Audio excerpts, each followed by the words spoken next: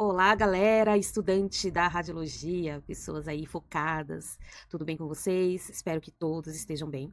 Hoje eu quero trazer aqui para vocês um estudo clínico, né? É a gente falar sobre alguma situação que já ocorreu ou que acontece no hospital. Esses tempos atrás recebi uma pergunta dizendo assim: nós podemos realizar um raio-x em RN? RN, para quem não sabe, é recém-nascido, tá? Uma criança, um bebê que acabou de nascer. Então a gente usa a sigla RN, tá? Recém-nascido, ok? E aí, o que vocês acham? A gente faz um raio-x em um RN? Tempo para pensar. Então vamos para essa resposta de hoje, né? Primeira coisa que nós temos que pensar é sobre a questão de custo e benefício, né? É necessário, tipo, a gente realmente fazer esse exame?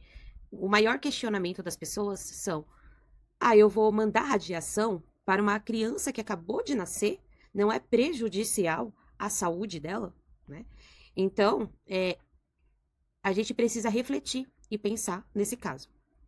Se o médico solicitou o raio-x, ele já entrou ali na base de proteção radiológica. Nós temos um princípio, temos uma portaria a seguir de proteção radiológica, que é a portaria 453 da radiologia, para quem não conhece. E nessa portaria a gente aplica alguns princípios, né?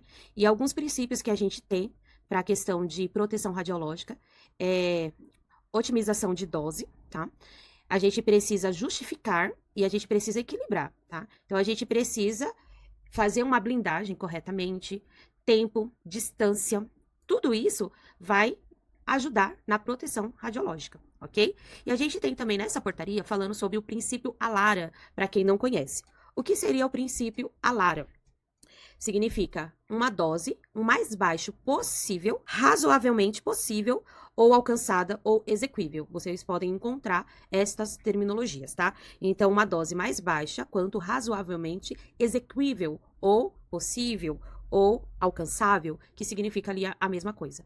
O que nós queremos dizer com isso? Que eu posso fazer um raio-x em um bebê recém-nascido, desde que acontece ali a justificação, que é o pedido médico, o médico está se justificando por qual motivo ele quer fazer aquele exame.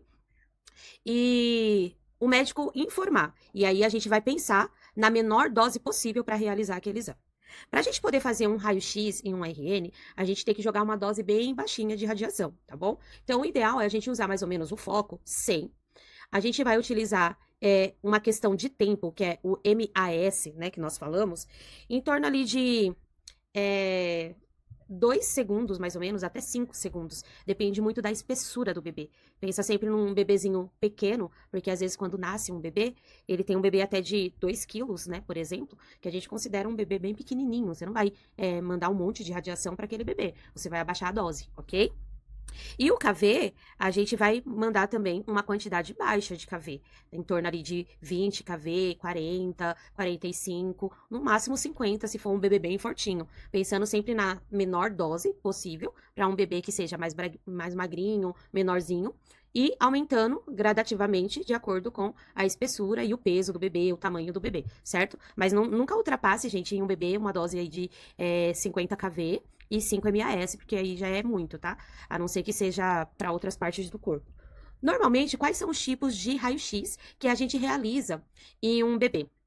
Normalmente pede muito, principalmente nos RN, gente, raio-x de tórax e raio-x de abdômen.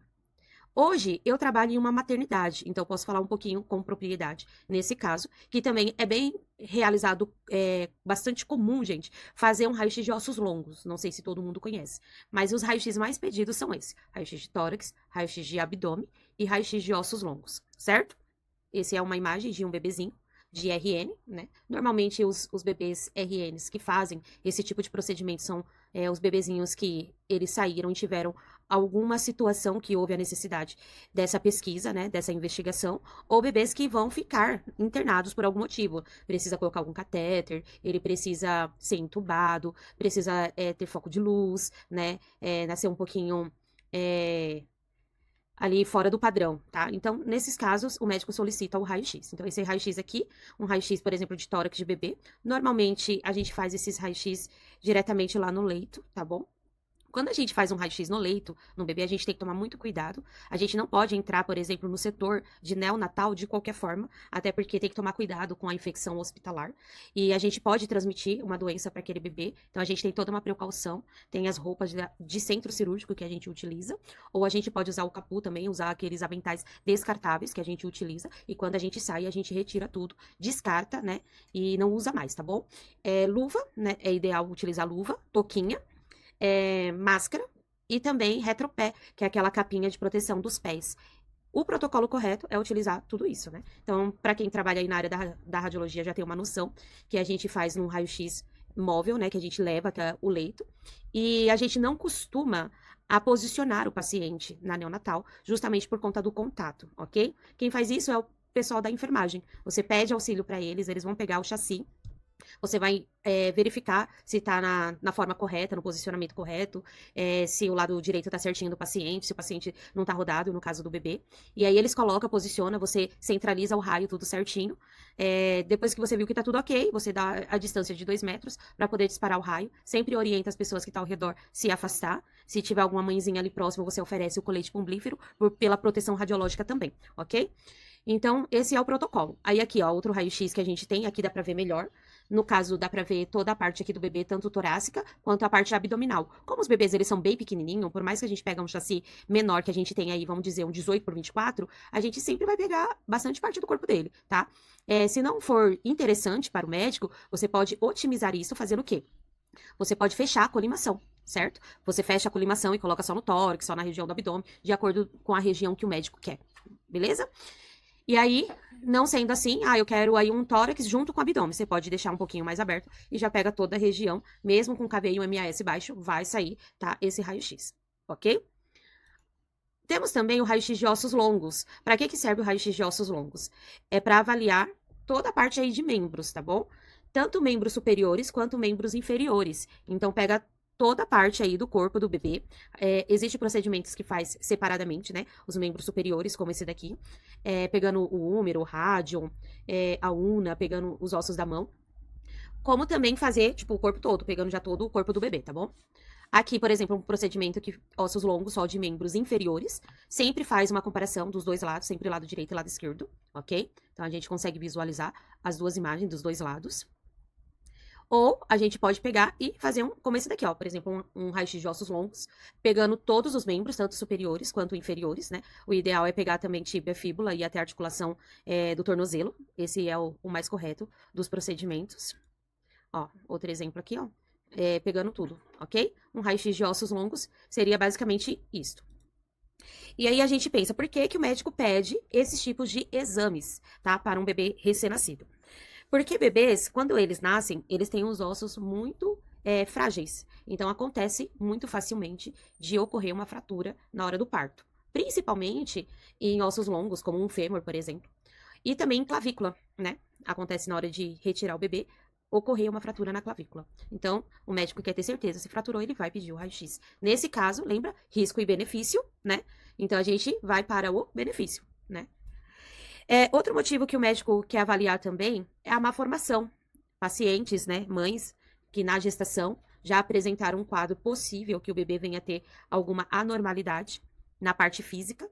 Então, ele quer constatar se realmente ocorreu após o parto. E aí, fazendo o exame, ele vai ter uma ideia de como que está a situação do bebê.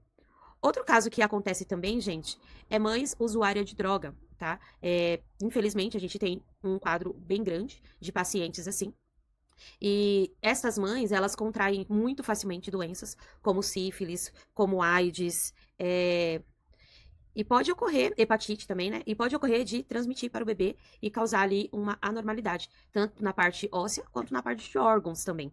Então, sendo assim, o médico vai pedir um raio-x de ossos longos para verificar se tá tudo ok com aquele bebê.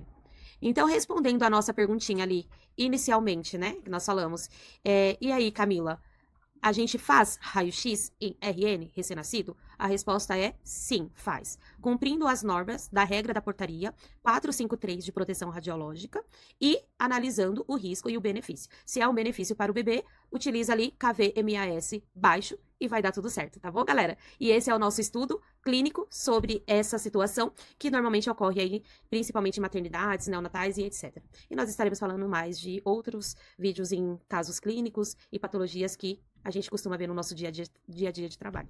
Tá bom, gente? Um beijo pra vocês e até a próxima. Bye, bye, hein?